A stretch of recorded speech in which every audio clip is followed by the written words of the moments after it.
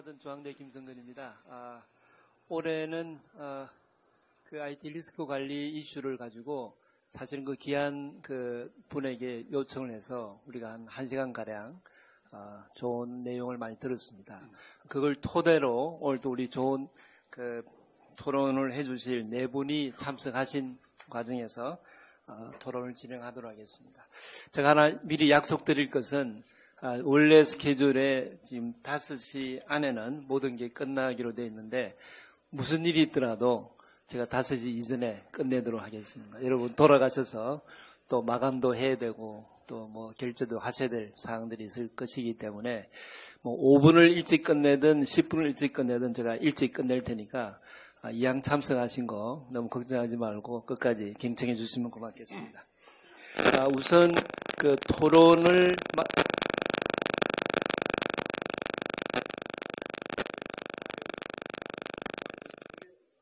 네, 됐습니다. 뭐 제가 좀 뭘 건드린 것 같습니다.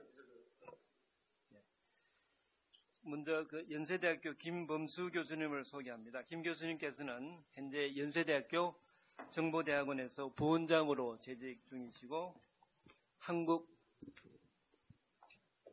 한국정보시스템 감사통제협회 회장, 또 우리 한국행정법회 부회장 등을 역임하고 계십니다. 우선 큰 박수로 김범수 교수님을 맞이해 주시면 고맙겠습니다. 그 다음에 바로 오른쪽에 하나은행의 유시한 전무님입니다. 유 전무님께서는 오랜 기간 하나은행 정보전략본부에서 CIO를 담당하고 계시면서 최근에는 하나은행 차세대 추진본부장도 겸임하고 계십니다. 아마 지금 몸이 그 외환은행 뭐 통합건도 있고 그래서 아마 그 몸과 정신이 아주 피곤하실 텐데 참석해 주셔서 대단히 고맙습니다. 그 다음은 IT 전문 감리회사인 CAS 전영화 대표님을 소개합니다. 전 대표님께서는 한국정보시스템감사통제협회 회장을 역임하신 바 있으며 현재 한국정보시스템감리협회 부회장, 정보시스템감리법인 대표자의 의장, 그리고 한국디지털저작권학회 이사 등을 맡고 계십니다. 큰 박수로 맞이해 주시면 고맙겠습니다. 마지막으로는 이제 한국은행 전산정보국 성상경 부국장님을 소개합니다. 큰 박수로 맞이해 주시면 고맙겠습니다. 이제 주제에 대한 토론을 시작하도록 하겠는데, 원래 이제 시간을 한 15분씩 드릴 예정이었는데, 아까 제가 말씀드린 대로 우리 이강태 회장님께서 좀 시간을 조금 더 많이 쓰셨고, 이래서 조금, 그 페널티로 한 2분씩 해서 한 10한 2, 3분 정도로 일단 준비하신 토론 내용들을 발표해 주시면 고맙겠습니다. 순서는 우선 뭐 제가 소개해드린 순서대로 하면 어떨까 싶습니다. 괜찮겠습니까? 예, 그럼 우리 김범수 교수님부터 한 10한 2분 정도로 정리해 주시면 고맙겠습니다.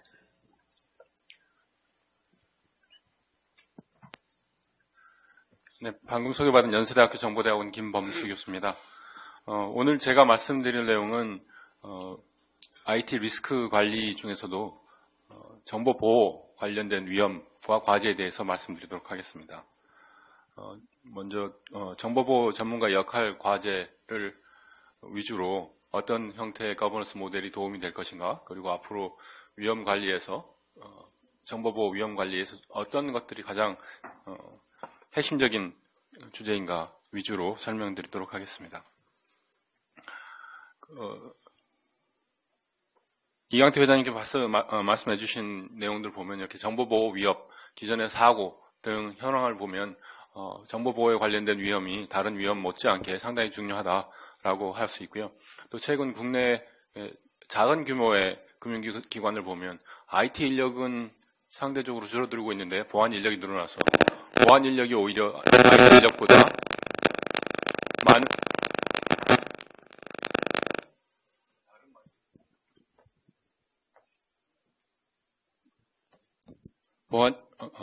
보안 인력이 오히려 IT 인력보다 많은 역현상이 나타나는 그런 회사도 있는 것을 보았습니다. 그런데 그 보안 인력이 커지고 관심이 높아지는데 아직 그 보안 인력이 제대로 활동할 수 있는 환경이 되어 있느냐, 위험을 잘 관리할 수 있느냐, 아직은 잘 모르겠습니다. 현상을 보면 보안의 중요성이나 위험, 책임 이런 것들은 굉장히 높아지고 있는데 보안 전문가들의 권한, 능력, 예산, 관심 실제로 그 수준에 따라왔는가? 그걸 오늘 다시 한번 생각해보는 그런 시간이 되었으면 합니다. 정보보호 금융기관뿐만 아니라 일반 기관들의 정보보호 전문가 역할이 과거에 비해서 상당히 많이 확대되고 넓어진 것으로 보입니다. 과거에는 시스템이 계속해서 운영될 수 있도록 하는 그런 것들이 중심이 되었다고 그러면 여러 가지 해킹, 바이러스 웜, 프라이버시 위협, 정보 유출, 지적재산권 보호, 사기, 범죄 등 여러 가지 형태의 전통적인 보안 이슈에 책임을 지는 그런 역할을 하는 게 정보보호 전문가가 되었다고 하면요. 최근에 보면 고객이 정보보호 활동을 참여할 수 있도록 안내하고 홍보하고 교육하도록 또 그러한 과정을 통해서 고객이 우리 금융기관에 증권사가 됐든 은행이 되었든 금융기관에 하는 서비스에 대해서 신뢰할 수 있는가, 보안 서비스를 통해서 신뢰할 수 있도록 하는 것, 또 여러 가지 제도를 통해서 보안을 할 때마다 고객들이 불평을 하는데 불평을 하지 않고 안전하게 서비스를 사용할 수 있는가, 이런 측면에서 고민하고 해결책을 제시하는 것도 보안 전문가, 정보보호 전문가 역할로 변화하고 있습니다. 그래서 과거에는 시스템 안전, 비인가 접근 차단 관리 위주로 했다고 그러면 지금은 자원, 그러니까 고객과의 관계 관리까지 해야 되는 그 영역이 상당히 많이 넓어졌다, 이렇게 볼 수 있겠습니다. 근데 국내하고 해외도 아직도 차이가 많이 납니다. 우리 국내의 CISO의 중요한 과제가 무엇인가 물어봤더니 대부분이 임직원이 인식이나 관심이 아직 부족하다, 이런 것들이 많이 나왔고요.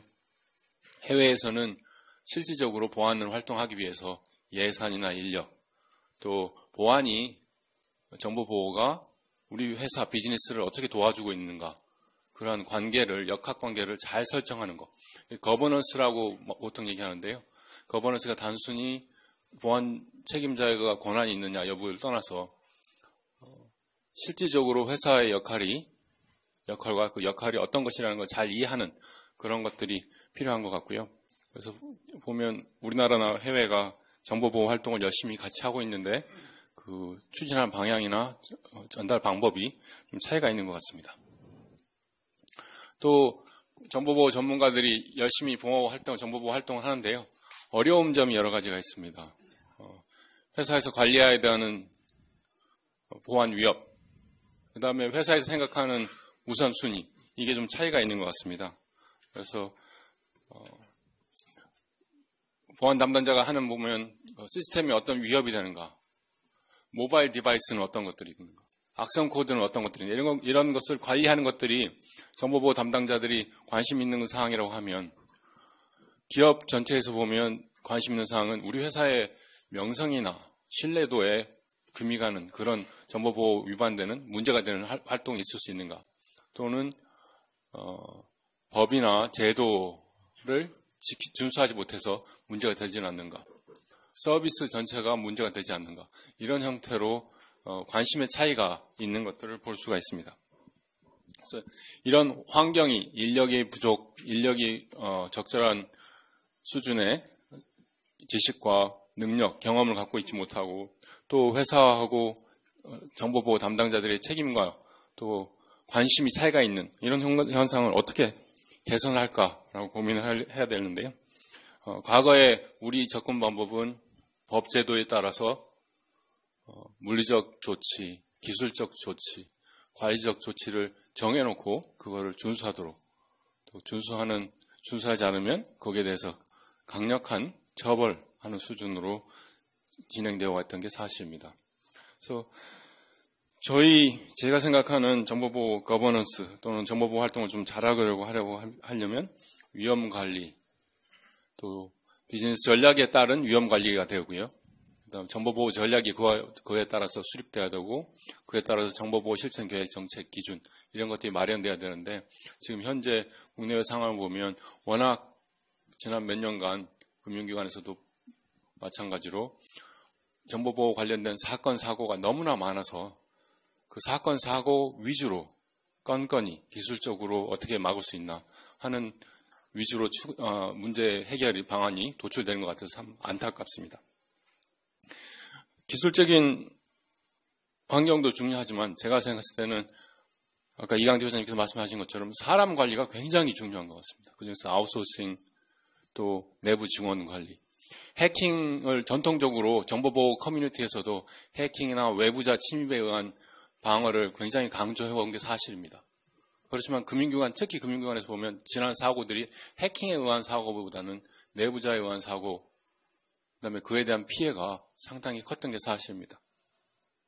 그래서 제가 주장하는 거는 금융기관에서 또 금융 관련된 부분에서 정보보호 활동을 보는 시각이 좀 바뀌었으면 좋겠다. 문화의 변화가 좀 생겼으면 좋겠다. 정보보호는 전통적으로 또 현재까지 보면 비용으로 인식합니다. 그래서 이건 법에서 요구하는 사항이니까 최소한으로 했으면 좋겠다. 또는 법이나 제도에서 요구하는, 아니면 금감원에서 지침에서 요구하는 수준에 최소한으로 맞추는 형태의 것은 어떤 것인가 라고 생각하고 접근하는데요. 그거는 정보보호 활동이 기업이나 정보 활용 활동과에 반대되는 그런 개념으로 보통 인식하고 있습니다. 이렇게 인식해가지고는 공통에 대한 KPI를 제시를 하더라도 상당히 어렵지 않나라는 생각이 듭니다. 물론 제가 아웃소싱 관리했을 때 아까 이 회장님께서 말씀하신 공통의 KPI를 도입해서 추진한다. 이거 굉장히 좋은 아이디어인 것 같습니다. 그걸 통해서 많이 개선할 수도 있는데요. 또 그 근간에 정보보호 활동 자체가 비용이고 이거를 최소화하기 위해서 정보보호를 한다라고 접근을 하면 위험 관리가 굉장히 어려울 것 같습니다. 제가 생각하는 거는 정보보호가 위험 관리의 중요한 영역이고 또 어떻게 보면 중장기적으로 신뢰와 레퓨테이션을 쌓을 수 있는 투자로 기업에서 판단해주고 그거에 대해서 그런 활동을 지원해주는 것들이 굉장히 중요하지 않을까 생각됩니다. 그래서 그런데 그 정보보호 활동도 단순히 물리적인 활동이나 기술적 활동에 제한되면 안 되겠습니다. 현재 보면 소비자 요구나 선호가 변화하고 있습니다. IoT나 스마트 네트워크를 통한 기술 환경도 변화하고 있고요. 그에 못지않게 소비자의 요구나 선호도 급하게 변하고 있는 걸 알 수 있습니다. 또 프라이버시 개인정보 보호에 대한 관심이나 염려도가 세계 어느 기관보다 높습니다. 빠릅니다. 그래서 이런 것들을 위험 영역, 위험 감수, 위험 성향, 위험 관리 역량 이런 것들로 구분해서 개인정보 관리를 정보보호 활동을 하면 제 생각에는 정보보호 활동이 비용이 아니라 시너지가 생기는 일상 금융활동에 시너지가 생기고 상호 보완되는 그런 활동으로 인식될 수 있을 것 같습니다. 그래서 정보보호 전문가를 열심히 활동할 수 있도록 또 많은 인력을 5, 7 규정도 있지만 정보보호 전문가가 제대로 일을 할 수 있도록 지원하는 그런 체계가 필요한데요. 정보보호 거버넌스가 있어야 될 것 같고요. 정보보호 교육도 돼야 될 거고요. 전문 인력이 양성돼야 됩니다. 정보보호 교육에서 한 가지만 말씀드리면요. 저희가 실험을 해봤습니다. 연구실에서 실험해서 정보보호 일상적인 정보보호 활동, 스팸을 체크하지 말아라, 모르는 데서 문자가 왔을 때 체크하지 마라. 이거를 사내에서 일반 기업을 대상으로 실험을 해봤습니다. 그런 교육하고 1개월, 2개월 때는 상당히 효과가 있습니다.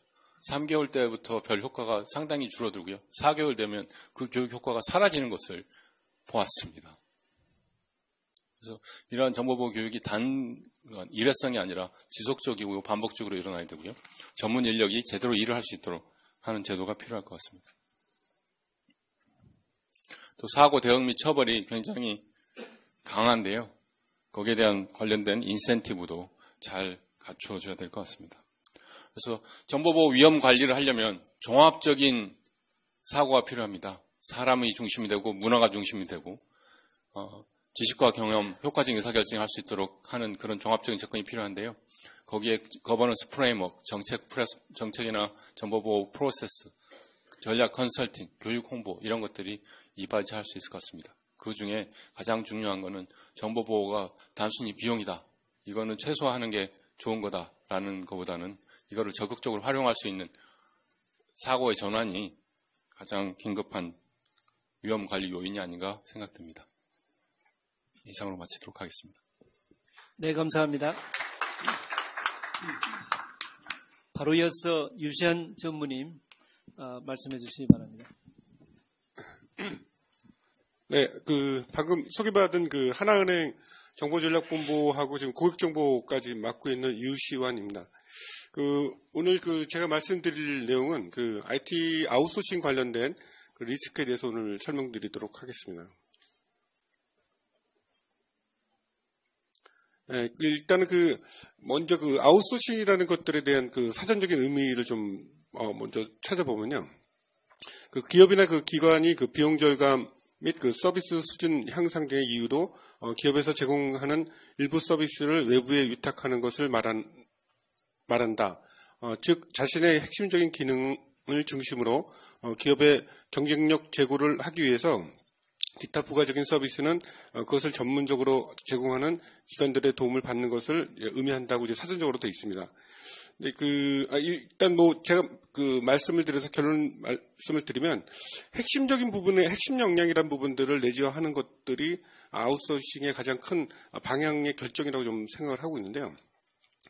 그런 것들을 이제 결정할 수 있는 요소 부분들이 여러 가지가 있는데 우선 보면 이제 금융 환경 부분들이 상당히 좀 많이 변화하고 있습니다. 일단 모바일이라든지 인터넷이라든지 전자화폐 등 비대면 채널이 이제 활성화가 되면서 과거의 경쟁 기관들이 이제 금융기관이었었는데 지금 이제 IT 기업들이 이제 결제 관련된 것들을 이제 진행을 하다 보니까 카카오톡이 얼마 전에 이제 월렛을 이제 또 발매를 했었는데 그렇듯이 이제 금융기관들이 과거는 이제 타행들 은행 같은 경우 은행 간의 어떤 경쟁이 됐었는데 지금 이제 IT 기업과도 이제 경쟁을 하게 되고 또 저희 하나금융그룹 같은 경우는 글로벌로서 이제 진출에 대한 부분들이 많다 보니까 글로벌 이제 플레이어하고도 경쟁을 해야 되는 관계로 가고 있습니다.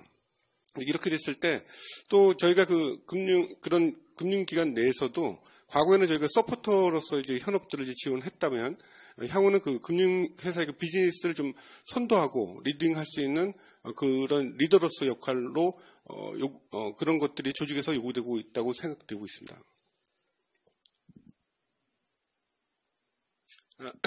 아웃소싱 추진 목적을 보면 일단 제일 먼저가 재무적인 효과입니다. 근데 결국 이제 비용을 줄이겠다라는 것들이 아웃소싱 목적이 가장 크다고 볼 수가 있고요. 그다음에 핵심적인 비즈니스에 좀 역량을 이제 집중하겠다라는 건데 제한된 인력을 활용하기 위해서 인원 속에서 이제 핵심적인 비즈니스에 인력을 투입하고 나머지 좀 부가적인 업무에 IT 인력을 이제 아웃소싱을 하는 형태로서의 추진 목적이 있을 수 있겠고요. 그다음에 이제 아무래도 금융기관이라든지 이런 쪽에서는 전문 기술에 대한 부분들을 계속적으로 유지하고 발굴하기에는 좀 어려운 부분들이 있습니다. 왜냐하면 신기술이 워낙 발전 속도가 빠르고 하기 때문에 그것들 일일이 쫓아가기가 어렵기 때문에 그런 부분들에서는 아웃소싱을 통해서 전문 기술이라든지 이런 것들을 좀 유연하게 활용할 수 있다고 보고 있고요. 또 그럼으로써 또 외부의 높은 품질이라든지 이런 것들을 해서 서비스에 대한 품질 효과를 높이는 부분도 또 목적이라고 할 수 있겠습니다. 그리고 또 지금 이제 인력 시장이 상당히 좀 폐쇄적인 부분들이 금융기관에 있다 보니까 조직의 유연성이라든지 이런 부분들이 상당히 좀 어려운 부분들이 있습니다. 그래서 차세대라든지 기타 무슨 템포러리하게 좀 이렇게 발생되는 프로젝트의 인력 부분들을 이제 소싱하기가 어려운 부분들이 있어서 그런 부분들을 이제 좀 아웃소싱을 통해서 해결하는 부분들이 목적이라고 좀 할 수 있겠습니다. 주요 금융기관의 아웃소싱 현황을 보면 우리은행하고 잘 아시겠지만 우리은행하고 이제 산업은행 같은 경우는 토탈 아웃소싱을 지금 진행하고 있고 그다음에 신한은행하고 교보생명 같은 경우는 일부 이제 시스템 파트 부분은 이제 아웃소싱하고 있습니다. 근데 저희 이제 하나금융그룹도 은행 빼고는 전부 토탈 아웃소싱을 하고 있고 하고 있습니다. 그래서 과거에 저희가 보면 SSC 쉐어드 서비스 센터를 이제 지향해서 그룹의 모든 IT를 하나 INS라는 이제 IT 관계 회사로 다 이전을 하려고 좀 목표를 했었었는데 약간 감독기관의 그러니까 관리의 방향이 좀 바뀐 부분들이 일단은 사고나 이런 부분들이 많이 나다 보니까 관리의 책임 부분들을 그 해당 그 엔티티에 많이 주는 부분들이 있어서 자체 직원으로서 운영을 하는 것들에 대한 것들을 공고하고 있어서 좀 방향에 대한 부분들은 조금 수정이 필요할 거라고 생각하고 있습니다. 그 금융 그 회사 그 IT 부분 그 외주 인력 현황을 보면 그 외주 인력이 한 50%대, 은행은 그래도 조금 뭐 낮다고 보는데 보험카드는 외주 인력이 오히려 더 많은데, 저희 하나은행 같은 경우도 지금 외주 비율이 한 113%, 그러니까 직원 수보다 훨씬 그 외주 비율이 좀 많습니다. 그래서 저희도 SSC로 가는 방향에 대한 트렌드가 그렇게 결정이 돼 있다 보니까 은행의 그 직원들에 대한 채용이라든지 이런 것들이 상당히 오랫동안 없어서 외주 비율이 좀 상당히 좀 높은 편입니다. 그 IT 아웃소싱에 대한 그 리스크를 좀 이렇게 쭉 나열해 봤는데요. 약간 그 프로만 보면 사실 아웃소싱에 대한 것들이 부정적인 얘기들이 좀 많은데 뭐 꼭 그렇지는 않습니다. 꼭 뒤에 결론적으로 말씀드리겠지만 일단은 각 은행에 차별화되고 경쟁력이 있는 부분들을 아웃소싱을 줬을 때는 경쟁력 유지가 좀 어려울 거라는 좀 생각이 들고요. 그다음에 아웃소싱 업체가 아무래도 그 내부 직원들보다는 그 시장 그 경영 환경이라든지 그런 변화에 좀 즉시 대처하는 부분들이 좀 어렵지 않을까라는 생각과 그다음에 그 조직의 그 전략적인 그 방향이라든지 현안에 대해서 이해하고 좀 그 해결하는데 내부 직원이 조금 더 유리할 거라고 좀 생각하고 있습니다. 그다음에 보안 침해 관련 리스크 부분들인데요. 사실은 그 보안 침해는 뭐 내부 직원에 의한 유출이 아까 뭐 교수님도 말씀하셨지만 상당히 제일 많습니다. 근데 그러다 보니까 뭐 내부 직원이면 안전하냐 그건 아닌데 일단은 그 내부 직원보다는 그 상대적으로 조금 그 외주 직원에 의해서 정보 유출이 일어날 가능성이 좀 높다라는 거 하고 아까 말씀드린 대로 감독기관에서의 통제 관련 부분들이 데이터의 접근이라든지 이런 거에 때문이라도 업무 활용도라든지 이런 부분들에서 상당히 좀 운영상에 어려운 점들이 좀 많은 편입니다. 그다음에 그 아웃소싱 그 비용 상승에 대한 부분들인데요. 이거는 아까 그 아웃소싱 추진 목적하고 상당히 좀 대치되는 부분들이 있는데, 이거는 뭐 그 금액에 한국은행에서 나온 자료이기 때문에 믿을만 하다고 저는 생각을 하는데요. 일단은 그 자료로서 이렇게 숫자로만 보면 조금 이해 안 되는 부분들도 저도 좀 있습니다. 근데 일단은 큰 틀로 보면 일단은 생각보다는 그 아웃소싱을 했을 때 비용적인 효과가 많지 않다라는 거하고 제가 봤을 때 이거는 이제 뭐 어쨌든 그 퍼포먼스에 좀 차이도 있고 주인의식이라든지 이런 것들 때문에 그런 나타나는 현상이 아닌가 하는 생각이 있습니다. 근데 전체적으로 어쨌든 우리가 생각하는 비용 효과에 대한 부분들이 이론적인 것보다는 실질적에서 나타나는 것들이 그렇게 크지 않다라고 하는 것들이 이 표에서 좀 볼 수 있을 거라고 생각합니다. 그 다음에 그 IT 역량과 그 아까 전문성 상실 부분들은 지금 아까 그 이강태 회장님도 말씀하셨지만 IT 인력을 충원하는 부분들이 상당히 어렵습니다. 저희도 지금 SSC로 지금 저희가 가려고 하는 그 기본적인 방향 때문에 상당히 오랫동안 그 인력 충원이 안 돼 있었었는데 그러다 보니까 내부적인 그 노하우라든지 이런 부분들이 전달이라든지 이런 것들이 상당히 좀 안 되어 있고 인력 구조상이라도 상당히 그런 부분들이 있어서 인력 운영에 상당히 어려운 부분들이 좀 많이 있고 고령화가 된 부분들이 좀 많이 있습니다. 그 다음에 그 나머지 5번하고 6번 부분들은 지금 그 아웃소싱 업체하고 이제 SLA를 저희가 계약을 체결하는데 실질적으로 저희가 SLA 부분들이 그 지표나 이런 부분들이 상당히 좀 정교하지 못한 부분들이 있습니다. 그래서 뭐 가용성이라든지 이런 것들로만 좀 돼 있다 보니까 운영상에 상당히 악유가 날 소지들이 상당히 많고 뭐 어떤 페널티라든지 이런 것들도 사실은 디테일하게 정의가 안 돼 있기 때문에 운영상의 그 효과나 이런 부분들이 좀 어려운 부분들이 있습니다. 그러다 보니까 전체적으로 좀 비용이라든지 이런 것들도 나고 생각보다 그 퀄리티라든지 이런 부분들도 생각보다는 조금 저조하지 않을까 하는 좀 생각이 있습니다. 그렇다면 그 아웃소싱의 그 대상을 어떻게 선정해야 되냐는 부분들인데요. 일단은 그 내부적으로 그 비즈니스 관련된 그 기여도하고 그 비즈니스 포지션에 대한 그 IT 활동 기여도의 그 네 가지 큰 부분으로 이제 나눠보면 일단은 어떤 부분에 대해서 우리가 업무를 이제 분류해서 이것들을 아웃소싱을 할 건지에 대한 것들을 분야를 이제 선정하는 하나의 방법론이라고 생각하시면 되겠습니다. 예, 마지막 이제 결론인데요.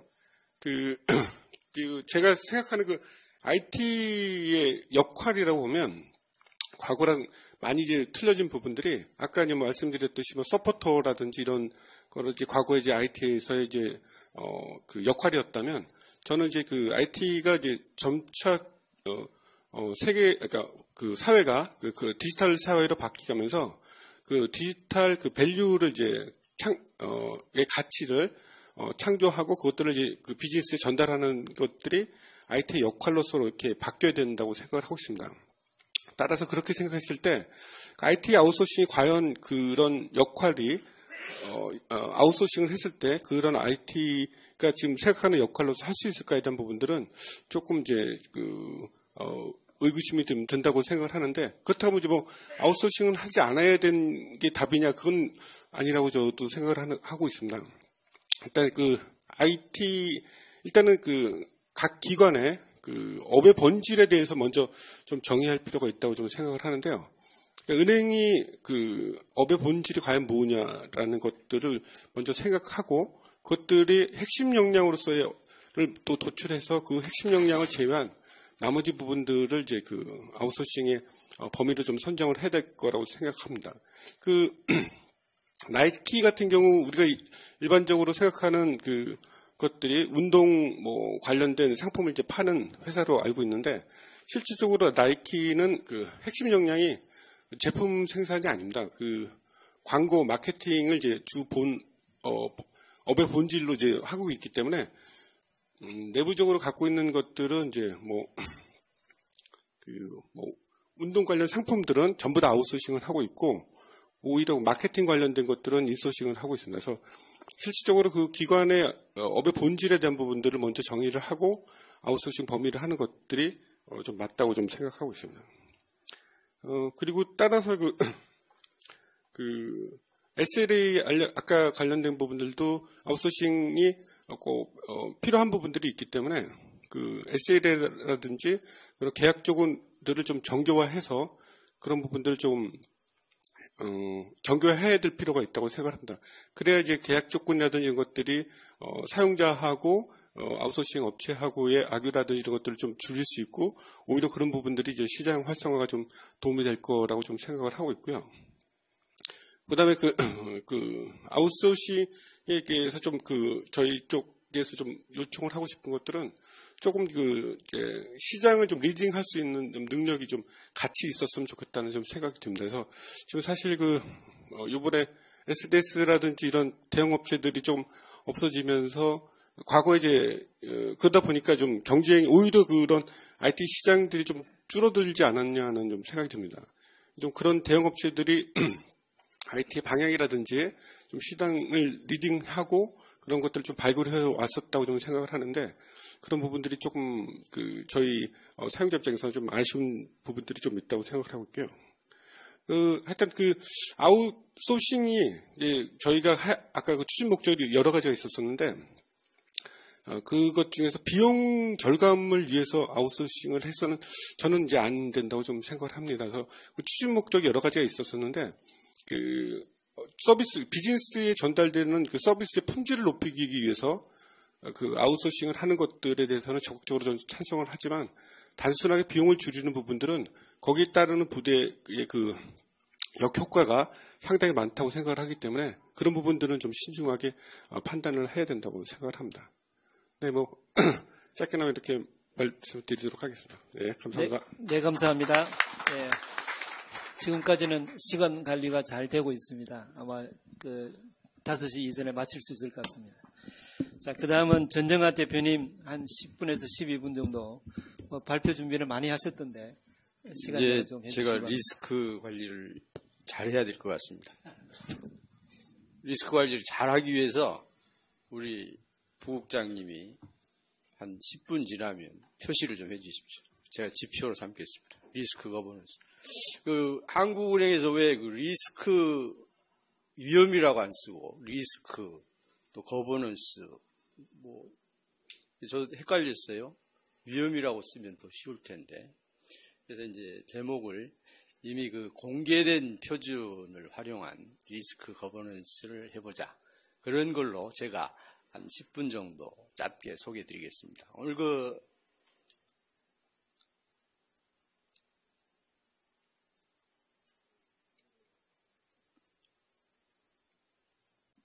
오늘 이 개념적으로 좀 공감을 하고 지나는 게 오늘 그 의미가 있는, 오늘 여러분들이 이미 그 리스크 참석하신 것 자체가 리스크 거버넌스 전문가가 되신 겁니다.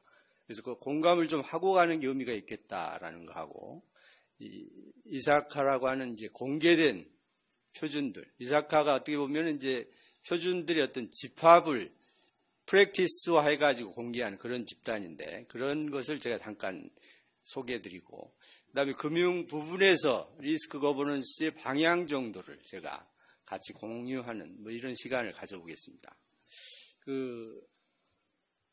일단 그 거버넌스 하면 아직도 공감이 좀 부족한 이런 게 없지 않습니다. 저희 조직 내에서도. 그래서 그 거버넌스도 어려운데 리스크 거버넌스까지 해가지고 좀 더 어려운데, 이 거버넌스 속에서 리스크 거버넌스가 어떻게 포지션하느냐를 잠깐 보면 쉬운 모델이 우산 모델이다, 이런 엄브렐라 어프로치에서 지금 보시는 바와 같이 이제 기업 지배 구조라고 표현하는 코퍼레이트 거버넌스 안에 IT가 있고 그와 조금 빗겨 있는 정보 보호 거버넌스 이런 유상이 현재 보편적으로 설정하고 있는 리스크의 어떤 우산 모형이다, 이렇게 설명드리면, 이런 구조 속에서 우리가 오늘 주제 한국은행이라고 하는 아주 권위 있는 기관에서 리스크 거버넌스라는 용어를 썼다는 것 자체는 앞으로 우리나라에서 이런 용어가 없어지지는 않을 거다, 이런 확신을 갖습니다. 그래서 제가 새로운 IRG라는 또 복잡한 약어를 써서 대단히 죄송합니다. 그렇지만 이 리스크 거버넌스가 결국은 코퍼레이트 거버넌스의 에센셜한 파트다. 그건 최근의 아티클에서도 거의 주장하는 바입니다. 그래서 ERM과 연계돼야 된다, 이런 얘기는 일관되게 하지만, 오늘 한국은행에서 2014년도로 주제로 설정한 IRG가 그야말로 코퍼레이트 거버넌스, 즉 조직 가치를 높이는 핵심이다, 이런 것을 공감하는 게 의미가 있겠습니다. 좀 더 쉽게 우리가 보면 리스크를 좀 더 손에 잡히게 본다면 리스크의 목적이 뭐냐라는 걸 보면, 종국에 가서는 이제 어떤 가치의 창출인데, 아래에 있는 가치 창출이 이제 서로 떨어져 있습니다만, 이 베니핏을 실현하는 과정이 자원과 리스크를 최적화를 통해서 이 베니핏을 실현한다, 이런 목적을 설정하고 있습니다. 그게 어떤 코퍼레이트라는 어떤 개념으로 연기하면 좀 쉬울 것 같은데, 여기에다 이제 리스크를 좀 붙여가지고 어떤 목적의 의미가 있느냐를 보면 좀 더 복잡하죠. 첫 번째가 어떤 공감대라는 개념인데, 이게 이제 우리가 좀 어렵게 얘기하면 이제 우리가 기업 문화 이렇게 하지만 리스크 문화 이런 얘기를 합니다.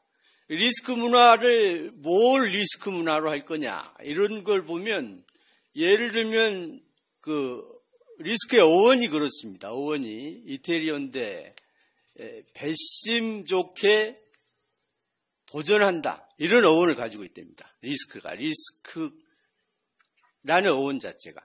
그런다면 그래서 어떤 기업의 문화라는 게 잘못해도 조금 용인된다거나, 그 결과를 어떤 레슨론으로 수용한다거나, 어떤 준법성 자체도 좀 유연하게 한다거나, 이런 것들이 기업의 문화인데, 이런 어떤 코먼뷰를 갖는 이런 게 이제 중요하고, 그 다음에 이제 우리가 많이 알고 있는 ERM의 규정 속에서 IT 리스크를 보는, 거기서 이제 핵심적인 메시지가 이건데, 기업에서 IT와 관련이 안 된 리스크는 없다. 그래서 그 운영 리스크의 일부러 IT 리스크를 볼 거냐, 이거하고는 좀 차이가 있는. 그래서 하이라키하게 보지 않는 IT를 전반적인 어떤 기업 리스크의 어떤 그 백본으로 보는 이런 관점이 매우 중요하다.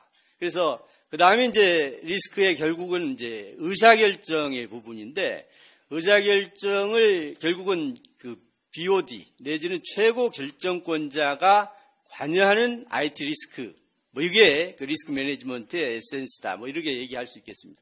그래서 그 밑에 있는 부분을 좀 더 그 설명할 뭐 기회가 있겠습니다만, 세 가지 운영 잘 만들고 잘 운영하고, 이거 두 개는 알겠는데, 첫 번째는 우리가 이제 그 여기 오신 분이 아마 제가 모르긴 몰라도 한 7, 80%는 IT에 계신 분들이 와주실 텐데, 이거 자체가 우리가 IT 리스크 거버넌스가 조금 부족한 뭐 이런 부분입니다.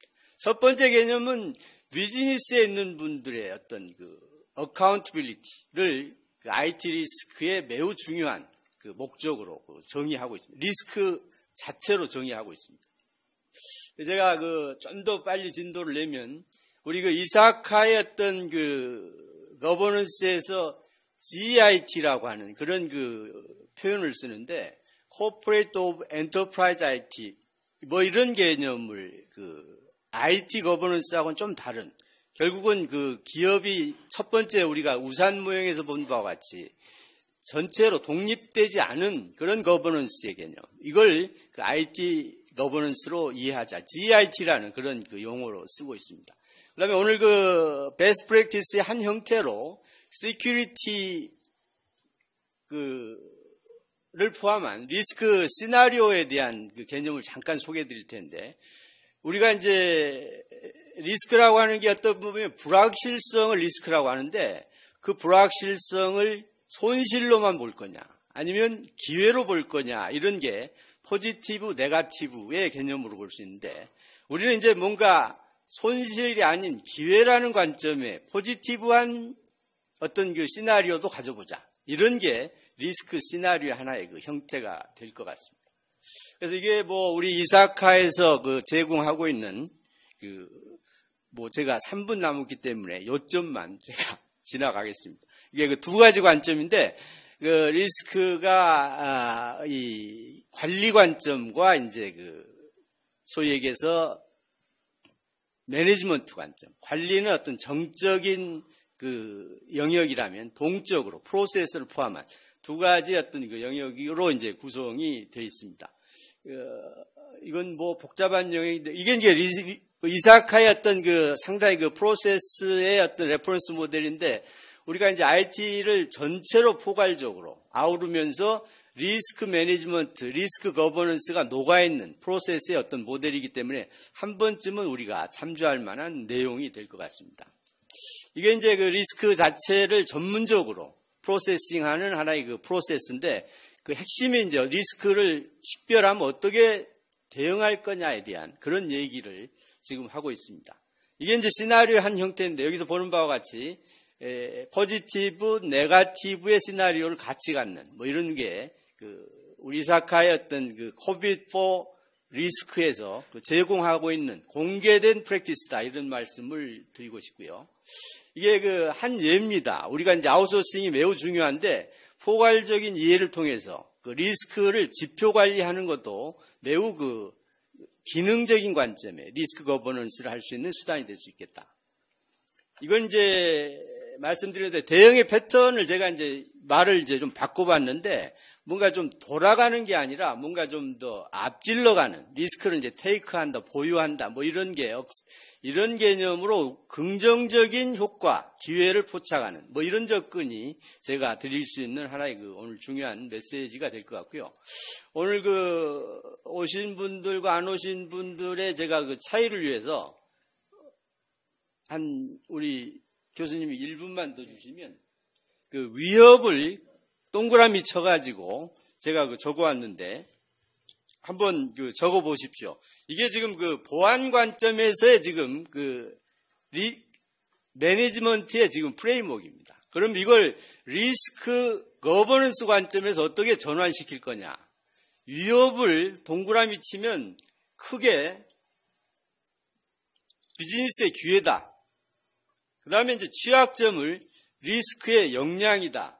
이렇게 한번 전환하고, 그 다음에 통제를 리스크의 거버넌스다. 그 다음에 정보보호를 비즈니스의 가치다라고 크게 동그라미 쳐가지고 보면 그게 우리가 하나의 리스크 거버넌스의 프레임워크가 될 수 있다. 이렇게 설명할 수 있을 것 같습니다. 그래서 거창한 마무리 같습니다만 결국은 리스크 거버넌스, IT 리스크 거버넌스를 통해서 우리 금융권도 결국은 이제 금융회사가 IT 회사다 이렇게 분리될 날이 저는 멀지 않았다고 보는데, 결국은 IT 리스크 거버넌스가 결국은 위대한 회사가 되는 아주 중요한 기능으로 자리 잡을 날이 곧 오리라고 확신하면서 말씀을 마치도록 하겠습니다. 고맙습니다. 네, 고맙습니다. 마지막 토론자 성상경 부국장님 10분 정도로 정리해 주시면 고맙겠습니다. 빨리 끝내겠습니다. 예, 안녕하십니까. 한국은행 전산정보국 부국장 성상경입니다. 오늘 토론자로서 제가 말씀드리고자 하는 것은 금융기관의 IT 리스크 원천을 좀 나눠보고 거기에 대해서 이제 대응 방안을 어떻게 모색해야 될 것인가 하는 것입니다. 얼마 전 저는 모 금융기관을 대상으로 IT 리스크에 대해서 한번 조사해 본 적이 있습니다. 그런데 IT 리스크는 이강태 회장님 논문에서도 보시다시피 너무 다양한 형태로 나타나고 있기 때문에 그걸 참 분류하기 어려웠습니다. 그래서 저는 그 원천이 무엇인가 그쪽에 초점을 맞춰가지고 그 원천에 따라서 우리가 보통 이제 IT 시스템을 구성하는 요인 5가지와 그 다음에 이제 그 외부 요인으로 한번 나눠가지고 IT 리스크가 어디서 나타나는지를 한번 보고자 해봤습니다. 그래서 5개 내부 요소를 따져보니까 보통 우리가 생각하는 하드웨어, 소프트웨어, 인력, 자료, 관리 절차 등에서 이제 IT 리스크가 나타날 수가 있고, 이 내부적인 시스템 구성 요소 외에 외부에서 이제 전력이나 교통이나 통신 등에서 이제 장애가 나타날 수도 있겠다. 이렇게 해가지고 리스크 원천을 이렇게 나눠보고, 그러면은 이제 이런 원천에서 왜 장애를 일으키는지, 하드웨어 같으면은 부품 불량으로 인한 기기 고작동 때문에, 노후화 때문에 또 나타날 수가 있고, 소프트웨어는 개발할 때 또는 변경할 때 이때 잘못해가지고 오류를 일으킬 수도 있고, 인력은 사람이 없어가지고 또는 사람이 있다 하더라도 운용을 잘못하기 때문에 또는 신기술을 습득을 못해가지고 장애를 일으킬 수도 있고, 자료는 외부로 유출되는데 내부 직원이 유출할 수도 있고 외부 직원이 유출할 수도 있고, 그리고 그 외에 이제 이런 모든 요소들을 다루는 관리나 절차에서 가버넌스라든지 통제 체계라든지 이런 쪽에서 잘못되었기 때문에 리스크가 나타날 수도 있다. 이렇게 봤습니다. 그리고 이렇게 이제 시스템이 잘 돌아간다 하더라도 또 외부에서 항상 문제를 일으킬 수도 있기 때문에 외부 요인에 의해서 리스크가 나타나는지 그게 아닌지, 그렇게 해서 한번 구분을 하고 어떻게 이제 리스크가 나타나는지를 한번 쭉 봤는데, 보는 과정에서 보니까 의외로 각 금융기관들이 또 이 모든 리스크 원천별로 대책을 다 세워놓고 있더라고요. 그래서 하드웨어 같으면은 이중화나 상시 모니터링 체제를 갖춰놓고 있는 상태이고, 소프트웨어 같으면 품질 관리 전담 조직을 운영하고 있고, 인력은 또 백업 체제를 구축한다고도 하고, 또 아웃소싱을 준다고도 하고, 그리고 나름대로 각종 연수도 시키고, 자료 같으면은 내부 자료는 암호화도 시키고, 또 네트워크 통제 시스템도 갖춰놓고 있고, 관리 쪽에서는 의사결정 체제를 잘 구축했다고 그러고, 그 복구 훈련도 적당히 실시하고 있고, 그리고 이런 요인들 외에 또 혹시나 그래도 사고는 일어나기 마련이니까 사후 수습 대책으로서 재복구 시스템도 운영하고 있고, 백업 센터도 만들어 놓고 있고, 또 복구 모의 훈련도 실시하고 있고. 그런데 이렇게 대책도 잘 세워놓고 있는데도 계속 장애가 나고 리스크가 나타나는 원인이 무엇인가를 보니까 결국은 그 원천을 조사해 보니까 결국 제가 조사한 바에 의하면은 결국 하드웨어 쪽에서 지금 현재 장애는 거의 나타나지 않는 것으로 보여집니다.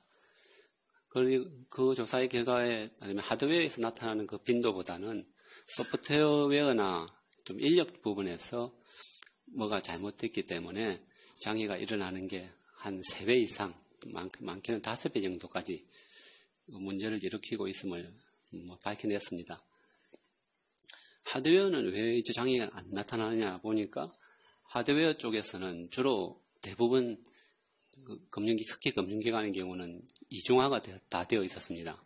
전산기기는 말할 것도 없고 네트워크 장비나 디스크 저장 장치 그리고 전력 장치까지 다 이중화가 되어 있어가지고 어느 한 기계가 오작동이나 작동 불능을 일으키더라도 금방 다른 기계가 금방 돌아가는 시스템이 잘 구비되어 있기 때문에 장애는 거의 나타나지 않고, 근데 거기에 반해서 이제 소프트웨어나 인력 쪽에서는 하드웨어하고 정반대로 이중화가 거의 안 되어 있음을 발견했습니다.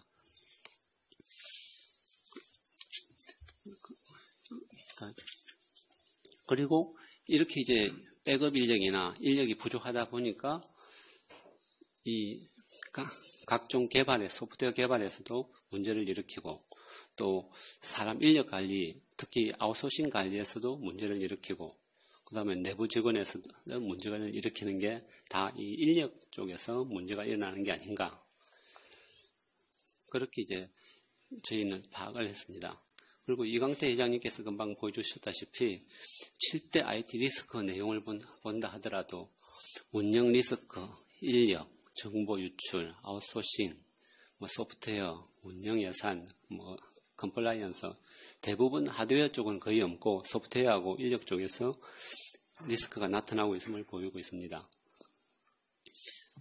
그러니까 현재 이런 상황에서 또 앞으로 이제 이 IT 리스크하고 IT 방향이 어떻게 흘러갈 것인가 그런 측면을 본다 하더라도 또 이제 가트너에서 계속 이제 매년 발표하고 있는 이 기술 동향 또는 이제 또 미래 IT 예측 이런 걸 본다 하더라도 앞으로 인력이나 소프트웨어가 가장 중요시 될 것이라고 이제 생각이 됩니다. 이제 이번 달 10월 10일 날 발표한 가트너 10대 전략 테크놀로지 10가지인데요. 컴퓨팅을 모든 곳에서 한다. 사물 인터넷, 3D 프린팅, 그리고 애널리틱스 분석, 그리고 컨텍스트 리치는 상황 정보, 스마트 머신, 클라우드 클라이언트, 소프트웨어 중심의 애플리케이션, 그리고 웹 스케일, 리스크 베이스드 보안 이런 식으로 지금 소프트웨어 중심으로 이제 어느 정도 올라가고 있음을 볼 수가 있습니다.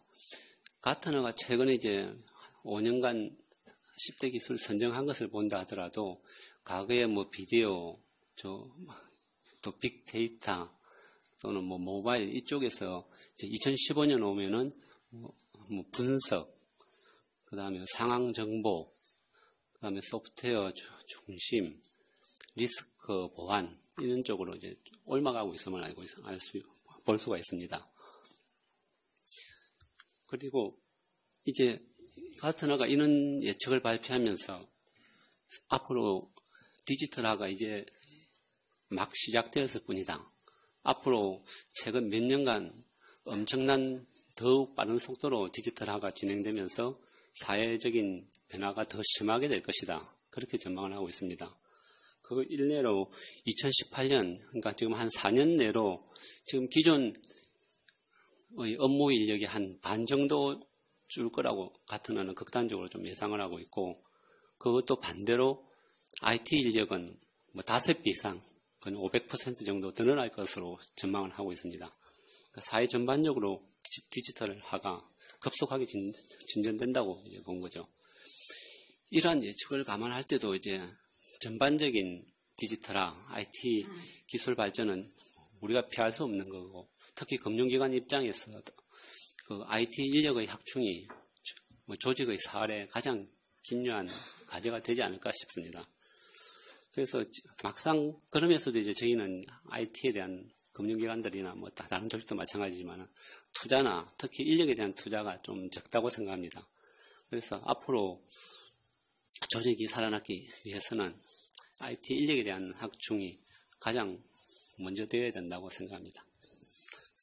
이상입니다. 감사합니다. 네, 감사합니다. 지금까지 네 분의 토론자의 주제 발표에 대한 토론 내용이었습니다. 지금부터 이제 이렇게 진행을 하고 싶습니다.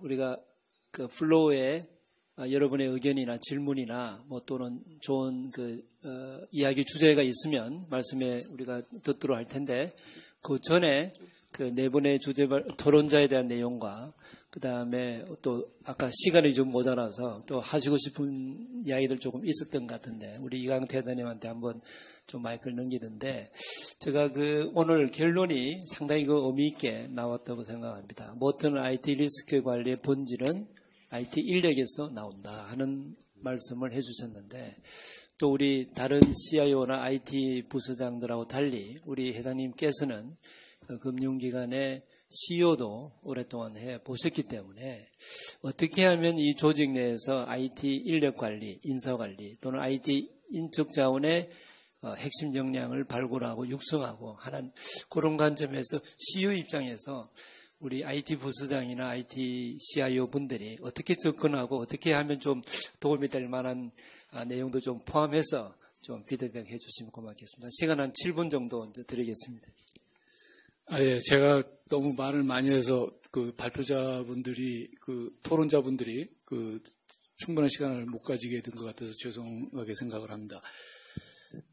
먼저 정보 보호 쪽에서 보면 그 예산의 약 10% 정도를 지금 정보 보호 쪽에 쓰고 있습니다. 근데 굉장히 중요한 포인트는 그 예산 집행률이 75%밖에 안 돼요. 그렇기 때문에 정보 보호에 대해서 어느 누구도 칼질을 못하고 그냥 달라는 대로 주긴 주되 실제로 집행이 잘 안 된다는 거죠. 그 얘기는 뭐냐면 정보 보호 쪽이 중요하다라고는 알고 하긴 해야 되겠다라고 하면서도 이거를 뭐를 먼저 해야 되고 어디 쪽을 해야 되고 하는가에 대해서 지금 정확하게 CISO의 리더십이라든지 뭐 등등의 문제가 있어서 그러는지 그게 실제로 집행이 잘 안 되고 있다. 그러니까 그것만 그냥 10% 이상 쓴다라고만 한다고 해서 뭐 정보 보호에 우리가 그 나름대로 충분히 투자를 하고 있다라고 얘기할 거는 아니다. 그 실질적인 집행을 어떤 방향으로 하고 있느냐를 좀 볼 필요가 있고, 그 다음에 유전무께서도 말씀을 하셨지만 내부자의 소행이 거의 80%입니다. 이번에 KB나 NH 이런 데도 KCB 직원이 빼낸 걸로 이렇게 되어 있지만 사실 그 KCB 직원한테 암호를 풀어준 사람은 내부 사람이거든요. 그리고 USB를 쓸 수 있도록 해준 사람도 내부 직원이고, 그러니까 엄격하게 따지면 사실 어떤 정보 유출에서도 내부 직원의 어떤 네글리전스, 나태함이라든지 무건의 협조 없이는 사실은 그런 문제들이 생기진 않죠.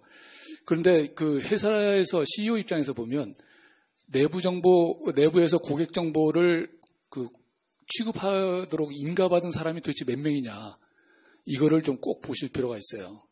제가 작은 회사지만 제가 있었던 회사에서 정직원이 550명이었는데 어느 날 한번 그걸 체크를 해보니까 350명이 개인정보 취급 인가를 받아가지고 있더라고요.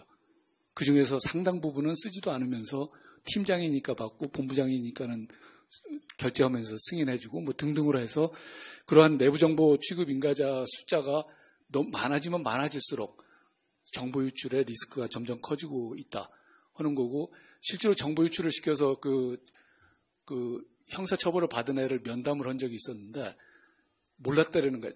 회사가 자기가 그걸 빼낸 거를 찾아낼 줄 몰랐다고 그러더라고요. 우리는 어차피 화이트 칼라이기 때문에 사실은 그런 형사사건에 걸려서 인생을 조진다고 그러면 좀 그렇죠. 인생을 그거 하기에는, 망치기에는 사실은 뭐 돈을 10억 준다고 깜빵 가겠어요? 그러니까 사람들이 정확하게 너는 무슨 짓을 해도 걸린다 라는 것만 확실하게 알면 거기에 뭐 자기 인생 걸 일이 뭐 있겠어요. 그게 돈이 얼마나 된다고. 근데 이상하게 그걸 하는 사람들은 모를 줄 아는 거예요. 그러니까 그거를 정확하게 어떻게든지 걸린다라는 거 하고, 그 다음에 실시간 모니터링을 확실하게 하고, 네가 왜 DB에 접속했냐라는 걸 계속 추적에 들어가면, 아, 내가 하고 있는 거를 지금 회사에서 알고 있구나. 이렇게 해놓는 것이 개인정보의 그 대부분을 막을 수 있는 굉장히 좋은 찬스다 하는 거고, 지금 많은 경우에 IT 아웃소싱의 IT가 핵심이 아니기 때문에 아웃소싱 한다라고 얘기를 하거든요. 근데 어떻게 금융기관이든 아니면 떡볶이집을 하든 아니면 뭐 치킨집을 하든 사실 IT가 핵심 역량이 아닌 산업이 없어요. 아닌 것 같으면서도 가만히 내용을 들여다보면 사실 치킨집에서 배달 안 하고 치킨집 합니까? 재고 관리를 어떻게 하며 주문 관리를 어떻게 하며 고객 관리를 어떻게 하고 있습니까? 그렇기 때문에 더더군다나 금융기관에서 IT가 핵심 역량이 아니다라고 얘기를 하는 거는 지금 자기들의 진짜 핵심 역량이 뭔지를 모르는 경우예요. 그래서 그 핵심 역량이 아니라고 하는 데는 CIO가 진짜 그 CEO를 교육을 좀 시킬 필요가 있고, 아웃소싱을 할 때 알고 아웃소싱 하는 거하고 아는 분야를 아웃소싱 하는 거하고 모르는 분야를 아웃소싱 하는 거하고는 큰 차이가 있습니다. 내가 내 핵심 역량이 아니어서 잘 모르니까 당신이 이제 알아서 잘 해달라. 글쎄요. 얼마나 잘해줄까요? 내가 잘 아는 그 영역이면 뭐 고급 기술자 20명이 뭐 어떻게 하겠습니다. 그러면 딱 알죠. 아, 요것들 봐라. 이거 지금 아니면 이게 고급이 아니네. 이런 거를 귀신같이 알 수가 있는데 자기가 모르면 모르는 영역이고, 그러니까 모바일이니까 난 잘 모른다. 저기 CNS 너희들만 믿고 니들 뭐 우리나라에 제일 크잖아. 손 붙잡고 뭐 사정하면서 술 먹으면서 달래가지고 그거를 아웃소싱을 제대로 하겠다? 그거는 착각이다라는 거죠. 처음에는 좀 그럴지는 모르지만 1, 2개월 지나고 나면 바로 본색이 나오는 거기 때문에 아웃소싱을 하려고 그러면 자기가 아는 분야 또는 아는 사람이 있는 그러한 그 사람을 데려다 놓고 아웃소싱을 시켜야 비용이라든지 퀄리티라든지 또는 혁신이라든지 이런 거를 주도적으로 해나갈 수 있다라는 거고, 우리가 스와트 분석이라는 걸 하잖아요. 스트렝스, 위크니스 뭐 이렇게 할 때 거기에서 나오는 리스크는 위험이 아니에요. 그건 위기라고 우리가 그걸 하지. 위험은 덴저라고 번역을 하잖아요. 그러니까 여기서 나오는 IT 리스크 거버넌스라고 할 때 그게 위험 관리가 아니고 사실은 위기 관리라고 봐야 돼요. 그 위기 관리를 하려고 할 때에는 사실은 이 사전적으로 그걸 해야지. 예를 들어서 그 축구 코치가 골 안 먹으려고 전 선수들 뒤로 해서 수비한다고 그게 풀리는 경우가 없잖아요. 차라리 오히려 공격하는 것이 그 골을 안 먹을 가능성이 더 많죠. 그렇기 때문에 이 리스크 거버넌스에서 자칫 잘못하면 수비라고 하면 사실은 공격이 어디로 들어올지를 모르잖아요. 리스크가 어디서 터질지를 모르죠. 이게 어느 시간에 터질지도 모르고 지금 하드웨어든 소프트웨어든 모든 영역에서 리스크가 터진다라고 생각을 하면 그 밤잠 자겠어요? 웬만한 조직의 CIO다, CEO다 그러면 잠을 못 자죠. 그러니까 그거를 공격적인 것으로 하면 아까 말씀드린 대로 그 두 가지의 IT 운영 부분이라든지 정보 유출 부분을 먼저 우선순위를 잡고 그 다음에 나머지 그 세 가지를 중급으로 잡고 나머지 두 가지를 그 하급으로 잡아서 그 단기, 중기, 그 장기로 잡아서 거기에 대해서 적극적인 그 리스크 관리, 위기 관리를 해 나가기 시작을 하면 이 문제가 해결이 돼도 수비를 위주로 그냥 오늘 또 무사히 이러면서 가거나 또는 무슨 두더지 게임 하듯이 사고 나면 그 뒷수습만 열심히 해내면 사실 천수 누리기가 굉장히 어렵다. 자기도 피곤하고 욕먹고 힘들고 그리고 수습하는데 뭐 재밌겠어요 일이? 그러나 일을 뭔가 만들어 가려고 하면 일이 재밌죠. 그리고 재밌으니까 일을 잘하죠. 재미없는 일 보고 해야 되나 말해야 되나 또 오늘 가서 또 혼나게 생겼네. 뭐 이러면 누가 그 일을 열심히 하겠어요. 그 다음에 그 마지막으로 그 비용 관리나 이런 데에서 중요한 거는 그 비용 관리 그러면 안 쓰게 하는데 안 쓰면 이게 풍선 효과가 있어서 그 당시는 관리가 되지만 1, 2개월 지나고 나면 또 딴 형태로 나와요. 지금 인건비가 문제가 되죠. 다 회사마다 50% 이상의 인건비죠.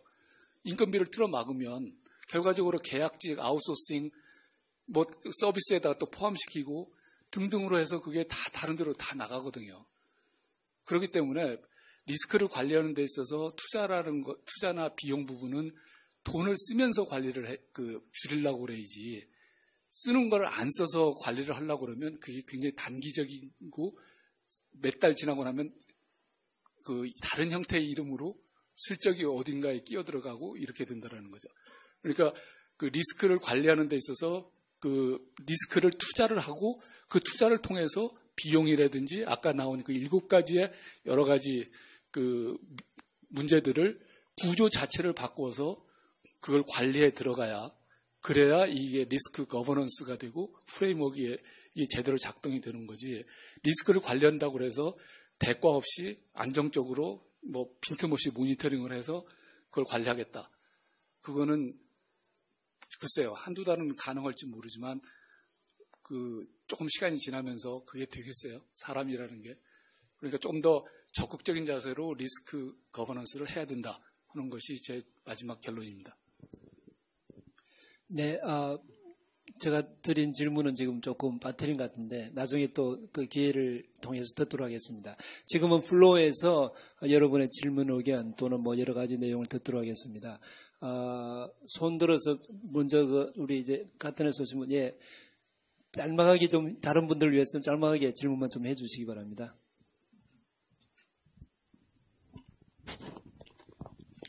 네, 가튼어의 박세원이라고 합니다. 그 하나은행 유시환 전무님께 질문 여쭈고 싶은데요.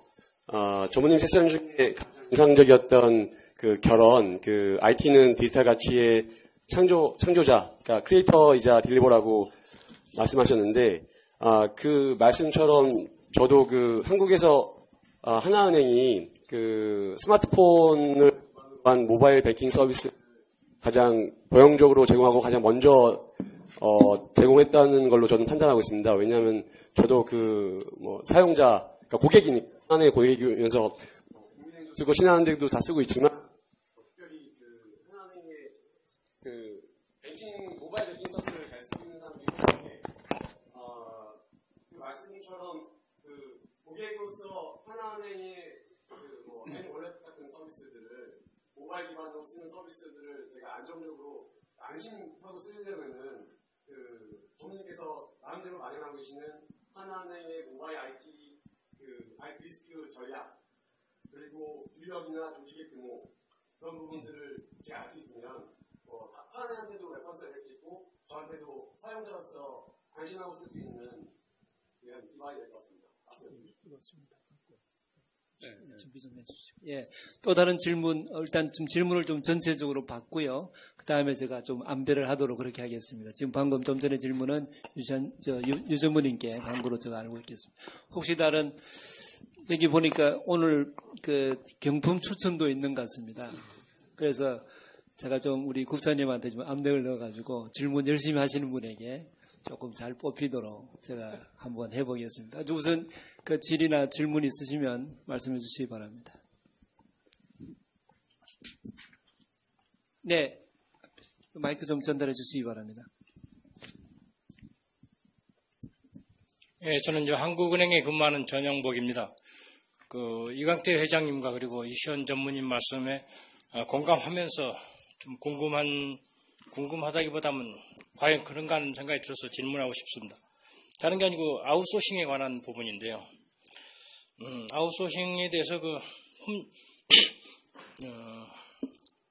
품질 향상이 되는 부분이라면 괜찮다. 또 아는 부분에 대해서 아웃소싱을 해야 된다. 이런 말씀을 해 주셨는데 공감은 갑니다만은 아웃소싱의 당초 목적이 이론적인 목적 같으면 이제 비용 절감이라든가 이런 몇 가지 사항이 있었는데 현실에 있어서는 과연 그런지 지금은 비용 실제로 최근에 신문 보도에도 보면은 아웃소싱 자체가 비용 절감에 도움이 되지 않는다 그런 보도도 있었고, 그래서 어떻게 보면 아웃소싱에 대해서 현실적인 장단점도 필요한 것 같다. 그냥 이론적인 장단점이 아니고, 그리고 만약에 동일한 업무를 설사 그 기업주가 알고 있는 업무를 하더라도 10년에서 20년 정도를 동일한 그 아웃소싱 업체가 들어와서 일을 하고 있다. 이런 부분이 과연 우리가 그 부분은 간과하고 넘어가도 괜찮을지 그 점에 대해서 설명을 듣고 싶습니다. 감사합니다. 네, 감사합니다.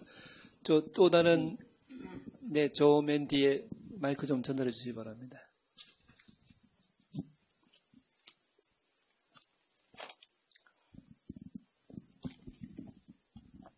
네, 저는 스탠다드 차타드 증권에 있는 진성광이라고 합니다. 이강태 회장님과 이제 여러 그 발제자들께서 말씀해 주신 금융 리스크, IT 리스크의 그 핵심은 결국은 인력 관리가 가장 중점이다 이렇게 말씀해 주셨는데, 전체적인 어떤 포커스가 IT를 담당하고 있는 인력들에게 모든 리스크를 담당하는 그리고 해결해야 되는 그런 것처럼 많이 들리거든요. 제가 이해를 잘못했는지는 잘 모르겠지만, 그렇지만 제가 보는 관점에서는 현재 모든 산업에 있어서 IT가 그 뼈대를 이루고 있고, 그 뼈대를 이루어서 그거를 사용하는 모든 현업에 있는 사용자들이 IT의 기반을 가지고 있기 때문에 그 사용자들 모두에게 IT 리스크를 분담을 해서 그게 회사 전체의 어떤 총체적인 어떤 방향성을 가져야 되지 않을까, 저는 이렇게 생각을 하고 있거든요. 그래서 그런 부분에 대해서 좀 어떤 분이 답을 해주시면 가장 좋을지 모르겠지만, 가능하다면 회장님께서 답변을 좀 해주셨으면 어떨까 싶습니다. 네, 감사합니다. 마지막 한 분 더 그 질문질이 있으면 제가 받고, 그 다음에 제가 적당하게 안배해서 말씀 듣도록 하겠습니다. 네.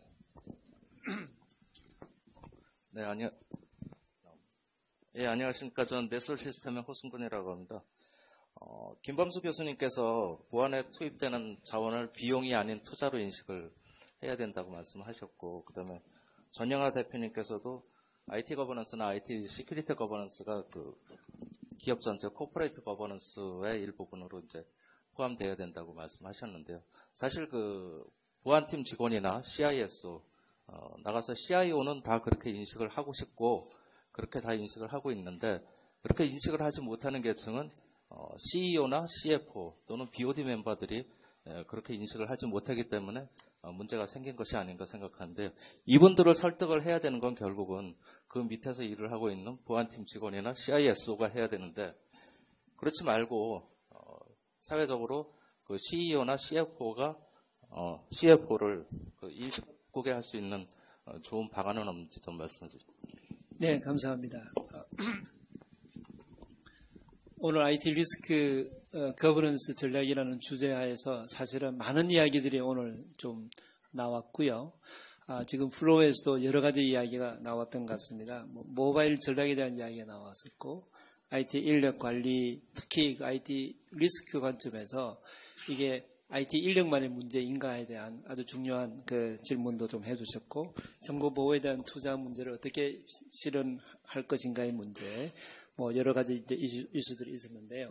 제가 좀 시간도 조금 압축도 하고 이래서 우리 이강태 회장님께서 지금 답변할 수 있는 그 한 두세 개 제가 보이는 것 같은데 짤막하게 좀 준비해 주시고, 그 다음에 유지한 전무님께서는 모바일 또는 IT 아웃소싱, 아까도 있었지만 아웃소싱의 부분에 대해서 간단하게 좀 시각을 좀 해주시고, 그 다음에 김범수 교수님께서는 정보 보호에 대한 그 투자, 어떻게 우리가 투자를 받아낼 것인가의 문제, 그 다음에 또 비슷한 주제로 우리 전영하 대표님, 그 다음에 그 성보국 부장님도 한 시간 제가 조금씩 안배해 드릴 테니까, 먼저 우리 이강태 회장님 먼저 좀 해 주시겠습니까?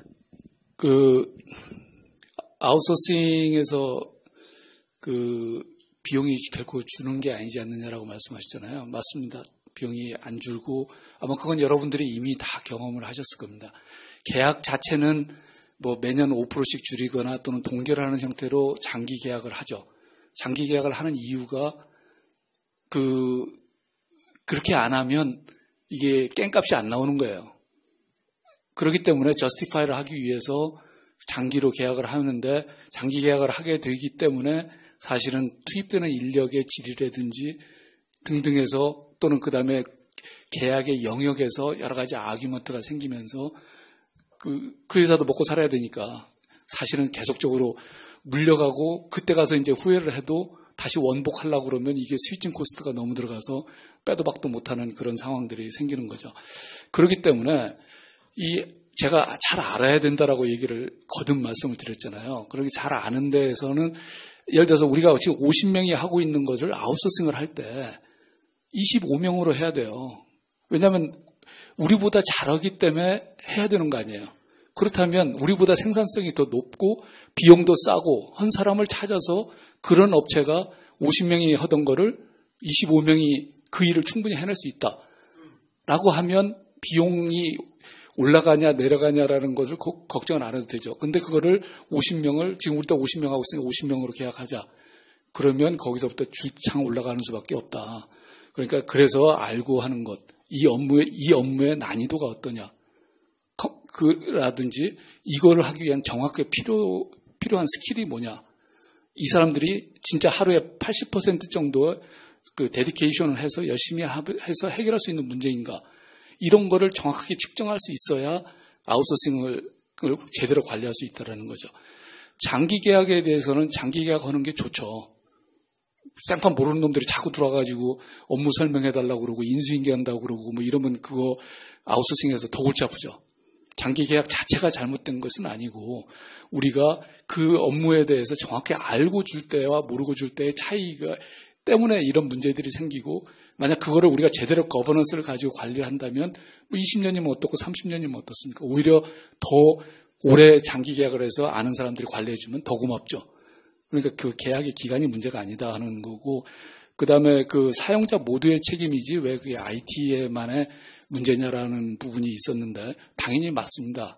당연히 맞지만 지금 여기에 우리 오디언스들이 다 IT 관리하는 분들이고 우리가 여기에서 논의하는 것은 IT 사이드에서 어떻게 그걸 막을 거냐. 물론 현업의 사람들이 데이터를 잘못 입력하고 또는 잘못 데피니션을 만들고 잘못 프로세스를 운영해서 생기는 리스크는 당연히 있죠. 그거는 또 현업은 현업대로 우리가 돌아가서 현업 사람들을 제대로 교육시키고 그럴 필요가 있는 거고 지금 여기서는 이제 우리가 포커스를 IT 쪽에서 이걸 어떻게 관리할 거냐라는 얘기를 하다 보니 마치 IT 사람들이 모든 책임을 다 지는 것처럼 얘기를 했지만 뭐 그게 IT 리스크라는 게 엔터프라이즈 리스크와 별도의 것이 아니다라는 거는 이미 여러분들이 다 알고 계실 거라고 생각을 합니다. 네,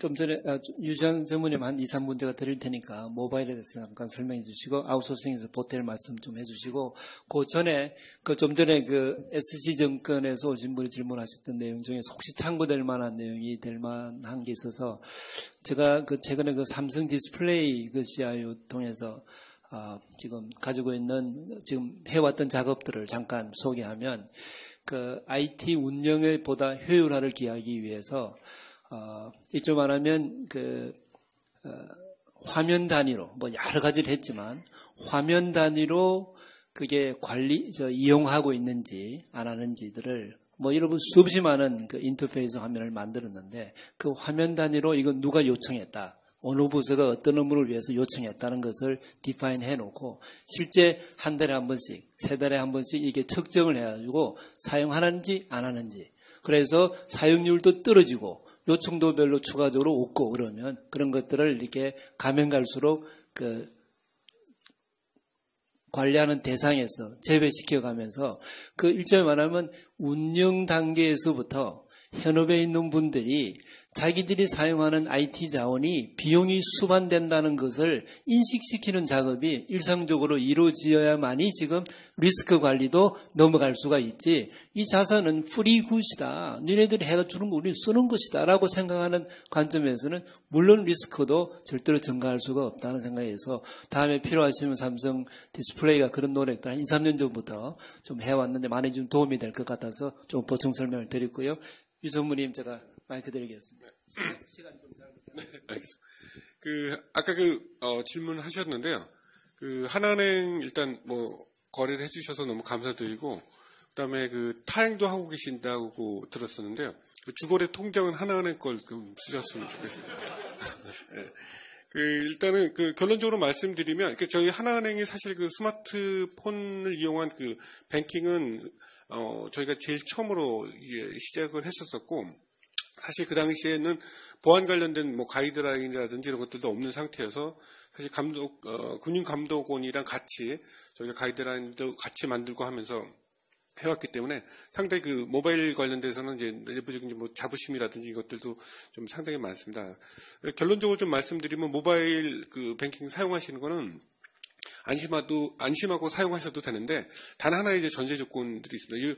요즘에 저희가 모바일 관련된 사고들이 좀 많이 일어나는데, 주로 보이스 피싱이라든지 이런 것들입니다. 근데 그것들이 이제 사전에 사용자들께서 사실은 이렇게 악성 코드라든지 이런 것들에 대한 좀 주의 같은 것들이 좀 필요합니다. 왜냐면 이제 악성 코드를 통해서 개인정보가 다 노출이 된 상태이기 때문에 그것들을 기술적으로 막기는 상당히 어려운 부분들이 많습니다. 근데 그것도 어쨌든 저희 은행 금융기관 내에서 노력을 하고 있고 그런 것들을 방어하기 위해서 최선을 하고 있지만, 요즘에 트렌드를 보면 이제 보이스 피싱 같은 경우 OTP 번호를 얼마 전에 저희가 있었지만 고객분이 한 2시간 동안 32번의 OTP 번호를 범인한테 불러줬습니다. 전화를 통해서. 그러니까 그것들은 어떻게 기술적으로 저희가 막을 수 있는 방법이 없거든요. 그래서 그런 부분들은 사용자의 그런 약간 주의라든지 이런 것들이 조금 필요하다는 것들 말씀드리고요. 모바일 뱅킹은 사용하시는데 안심을 하셔도 되고요. IT적인 관점에서 리스크를 보면 속도라든지 장애라든지 다양한 기기에 대한 것들이 출시된다든지 정보 유출에 대한 부분들이 있는데, 일단은 저희 IT 관련된 전략에 대한 부분들은 모바일 기기가 워낙 다양하다 보니까 모바일 플랫폼, 개발 플랫폼에 대한 부분들을 저희가 초기에 개발할 때부터 어느 정도 모바일 플랫폼을 구축을 했었고, 근데 이제 그것들이 또 다양한 부분들이 계속 나오다 보니까 그것들의 업그레이드에 대한 부분들에 대한 계획들이 좀 준비가 돼 있고요. 보안에 대한 부분들은 일단 여러 가지 보안 툴에 대해서 많이 것들이 있지만, 실질적으로 아까 말씀드린 것처럼 기술적인 부분에 대한 보안은 한계가 좀 있습니다. 그래서 제가 내부적인 걸로 FDS를 통해서 사전적으로 이상 거래들을 발굴을 해서 좀 하고 있습니다. 그래서 저희 같은 경우는 작년부터 좀 준비를 해왔기 때문에 그런 것들이 좀 가시적인 효과도 좀 있고요. 이상으로 끝내겠습니다. 예. 네, 감사합니다. 지금 시간이 조금 돼서 저 나머지 세 분께는 우리 한 1분 30초씩 죄송합니다. 이거 좀 핵심 위주로만 좀 언급해 주시기 바랍니다. 우리 김본수 교수님 먼저 해주시기 바랍니다. 네. 보안 투자의 비교적 보안 투자의 중심적 역할을 하는 CEO나 CFO, BOD 멤버들을 어떻게 설득하느냐. 사람 설득하는 건 그렇게 쉬운 일이 아닙니다. 그래서 두 가지로 이론적으로 보면 보상을 한다든지 아니면 처벌을 하는 것이죠. 보상은 CISO, 그 내용을 설득해야 되는 CISO나 팀장이 퍼포먼스 매트리스나 성과 매트리스를 지금보다 좀 더 차분하게 잘 만드시는 게 도움이 될 것 같습니다. 보안 담당자들 열심히 일하다 보니까 뭘 하셨는지 다큐멘터리를 잘 못하시고 계신지 아는가 싶습니다. 좀 하신 일들 바로 성과에 연관되지 않고, 디펜스 하는 게 어떻게 성과에 연관됩니까? 그렇지만 군인은 잘 국방 근무하고 있습니다. 전쟁 안 나도 군인 없앤다고 얘기 안 합니다. 잘 생각해 보시고, 보안 업무 하시는 게 어떤 일을 하고 계시는가를 잘 매트리스를 만들어서 보고하실 수 있도록 했으면 도움이 될 것 같고, 또 성공 케이스, 잘 방어한 케이스에 대해서 했으면 좋을 것 같고, 처벌은 현재 우리나라 법제가 상당히 강합니다. 그래서 처벌은 법에서 지시하고 있는 내용, 금감원이 지시하고 있는 내용들만 계속 CEO가 보도록 노출을 시키면 될 것 같습니다. 최근에는 과다한 노출이 오히려 CEO가 도망가게 하는 그런 상황이 있는데 그 정도 가지 않고 잘 가려면 이런 협박이나 아니면 보상 이런 것들이 신뢰에 바탕을 하고 가야 됩니다. 그래서 CISO나 보안팀장님이 CEO나 BOD 멤버들로부터 우선 신뢰를 받을 수 있도록 열심히 좋은 관계를 하시고요. 그 다음에 그 보상이나 아니면 처벌에 관련된 내용들을 잘 전달하시는 게 아마 효과적일 것 같습니다. 쉬운 일은 아니어서요. 학계에서도 계속 노력할 거고요. 또 기존의 다른 멤버들도 현업에 계신 분들도 많이 노력해 주셔야 될 것 같습니다. 감사합니다. 네, 감사합니다. 우리 전영하 대표님. 오늘 리스크 지표는 시간인 것 같습니다. 제가 요즘 아까 우리 김 교수님 말씀대로 차지백 시스템도 상당히 검토되고 있는 것 같아요. 애플리케이션의 오너가 유저다. 그래서 어카운트빌리티와 리스폰시빌리티에 대한 어떤 개념도 보편화되고 있는 것 같습니다. 그래서 최종 책임이 결국 누구한테 있을 거냐. 그래서 그 기업의 IT와 유저 그룹을 이렇게 분류하는 것보다는 그 책임성 부분에 있어서 명확하게 하는, 그리고 이 효과 자체도 투자 대비 효과도 정량화하는 이런 방법이 하나가 있을 수 있겠다.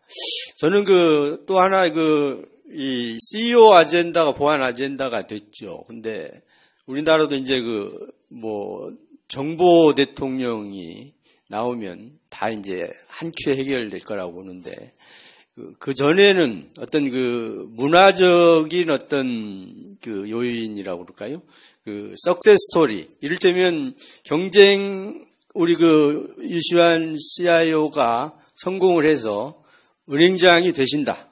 그러면 아까 궁금증이 다 해결될 수 있는 그런 시대가 오지 않을까, 이런 생각을 해봅니다. 네, 감사합니다. 부국장님, 짤막하게 해주시기 바랍니다. 예, 저는 간단하게 한 가지만 언급하고 끝내겠습니다. IT 리스크 책임이 IT 시스템 담당 인력에게만 있느냐? 현재는 그런 인식을 가지고 있습니다만, 이 회장님께서도 말씀하셨다시피, 그러니까 운영자하고 사용자하고 지금 약간 분리되는 개념을 대부분 갖고 있기 때문에 그렇다고 생각합니다. 그런데 앞으로 디지털화가 모든 분야에서 진전될 것이기 때문에 결국은 모든 기존 업무들이 다 디지털화 될 거고, 그러면은 이게 우리 업무하는 게 이게 IT 업무인지 그냥 전통 업무인지 구분을 할 수 없는 시대가 곧 도래될 거라고 봅니다. 그렇게 된다 그러면은 책임 소재도 당연히 참 구분하기 힘든 시대가 오지 않을까. 좀 더 크게 보면은 CIO하고 CEO하고 그렇게 지금 구분을 하고 있지만은 그 자체도 크게 구분할 수도 없는 시대가 올 거고, 조직 리스크하고 IT 리스크하고도 또 구분하기 어려운 시대가 조만간 도래하지 않을까, 그렇게 생각이 됩니다. 그게 답이 되었길 바랍니다. 고맙습니다. 네, 감사합니다. 지금 정말 시간 관리를 제가 철저히 한다고 했지만 5분 약속도 못 지켰고 지금 딱 3분 남았습니다. 제가 한 30초만 스피치하고 마치도록 하겠습니다. IT 리스크 거버넌스 전략이라는 사실은 어마어마한 이슈였습니다. 이 정말 어마어마한 이슈를 우리 이강태 회장님께서 나름대로 몇 달 동안 정말 생고생을 하시면서 서베이도 하고 인터뷰도 하고 면담도 해서 지금 발표자를 만드셨고요. 그래서 오늘 못다한 말씀 보고서 자료에 좀 참조를 해 주시기 바라고, 또 네 분 우리 토론자 분께서도 사실은 각자 맡은 부분에 대해서 많은 의견을 주셨고, 그 다음에 플로우에서 계신 여러분들의 질문 하나하나가 사실은 제 마음에 사실은 와닿았습니다. 그게 가장 중요한 이슈였고 우리가 풀어야 될 숙제라고 저는 생각을 같이 했습니다. 그래서 여전히 오늘 우리 금융권의 IT 리스크 가버넌스 전략이라는 주제로 한 몇 시간 동안 이야기 나눴지만 조금 맺어진 것도 좀 있었고, 또 아직 우리가 맺기 위해서는 더 많은 노력을 해야 된다는 이런 서로의 컨센서스를 이뤄 나갔다는 점에서 오늘 이 행사가 좀 뜻깊은 행사가 아니었나 싶습니다. 다시 한번 참석해 주신 여러분, 발표자, 토론자 여러분 모두에게 감사의 박수를 드리면서 마칠까 합니다. 감사합니다.